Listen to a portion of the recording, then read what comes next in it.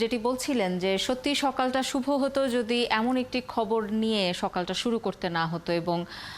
এখনো পর্যন্ত ঢাকায় খুব বেশি বৃষ্টিপাতও হয়নি সেই অর্থে রিমালের প্রভাবে খানিকটা আকাশ মেঘলা হয়ে আছে যদিও কিন্তু তাতে গরম কমে একটু স্বস্তিতেই আছে ঢাকার মানুষ, কিন্তু উপকূলে যারা আছেন তারা কিন্তু ভীষণ ভয়ঙ্কর একটা অবস্থার সম্মুখীন এবং এরই মধ্যে মাইকিং শুরু হয়ে গেছে উপকূলে তাদেরকে সরে যাবার জন্য। একেবারেই উপকূলবাসী যারা আছেন, আমরা যদি একটু windy.com-এ দেখি যে এখন পর্যন্ত সাগরেই অবস্থান করছে ঘূর্ণিটি, যেটি আমরা দেখতে পাচ্ছি এখানে, এবং যেটি বলা হচ্ছে যে এখনও সাগরে ভাটা চলছে। যদি ভাটার সময় ঘূর্ণিঝড়টির অগ্রভাগ বাংলাদেশে প্রবেশ করে, বাংলাদেশে তো ঠিক না, বাংলাদেশ এবং ভারতের মাঝামাঝি একটি জায়গা দিয়ে প্রবেশ করার কথা আছে, যদি সেটি হয় তাহলে খুব বেশি বড় ধরনের অঘটন ঘটবে না, কিন্তু যদি এই সময়ের মধ্যে জোয়ার শুরু হয়ে যায় তাহলে বড় ধরনের জলোচ্ছ্বাস হবার আশঙ্কা আছে। আমরা একটু যদি দেখি যে ঘূর্ণিঝড়ের প্রভাবে কি পরিমাণ বৃষ্টিপাত হবে, বৃষ্টিপাতের অবস্থা যদি আমরা দেখি যে বাংলাদেশে ঘূর্ণিঝড়ের প্রভাবে যেই অংশটি আমরা এখনো পর্যন্ত দেখতে পাচ্ছি যে সাগরের আশেপাশের এলাকাতেই হওয়ার কথা, এবং ঘূর্ণিঝড় যখন ঢুকবে বাংলাদেশে সেই সময় সারা দেশেই বৃষ্টিপাত হওয়ার কথা। বেশিরভাগ বৃষ্টিপাত দেখাচ্ছে ঢাকা, ময়মনসিংহের কিছু অঞ্চল এবং সিলেটের কিছু অংশ। ঢাকায় যদিও কম বৃষ্টিপাত হবে, তারপরেও যথেষ্ট বৃষ্টিপাতের সম্ভাবনা আছে। এবং আমরা যদি আকাশে কি পরিমাণ মেঘ থাকবে সেটি অবস্থা যদি দেখি, যে আমরা দেখছি যে পুরোটা সময় জুড়েই বাংলাদেশ সহ ভারতের বেশিরভাগ অঞ্চলে আকাশ মেঘলা থাকবে ঘূর্ণিঝড়ের প্রভাবে, এবং বৃষ্টিপাতের তো সম্ভাবনা আছেই যেটি দেখছিলাম। এবং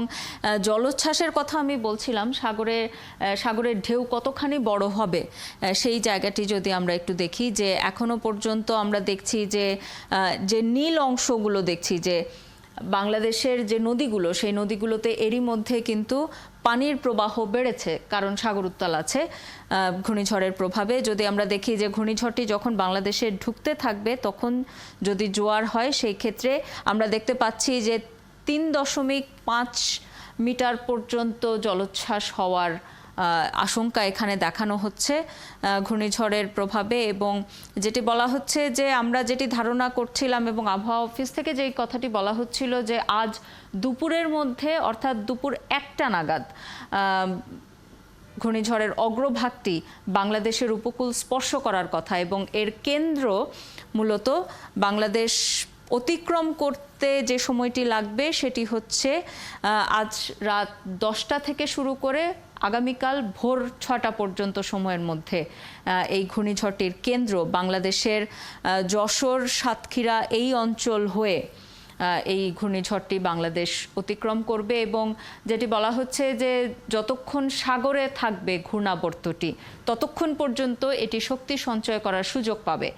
স্থলভাগে ঢুকে গেলেই এর শক্তি কমে আসবে, এবং যেহেতু সুন্দরবন অংশের ওপর দিয়ে এই ঘূর্ণিঝড়টি যাবার কথা, কাজেই খানিকটা আশার আলো এখানে দেখা যাচ্ছে যে সুন্দরবন হয়তো ঢাল হিসেবে কাজ করে এর শক্তি কমিয়ে আনতে পারে। অবশ্যই আপনি যেমনটা শেষে বলছিলেন যে সুন্দরবনের উপর দিয়ে যেহেতু যাবে তখন আসলে হয়তো শক্তি কমে আসবে, সেই আশা আমরা রাখতে পারি, এবং তার ফলে ক্ষয়ক্ষতির পরিমাণ হয়তো কম হবে।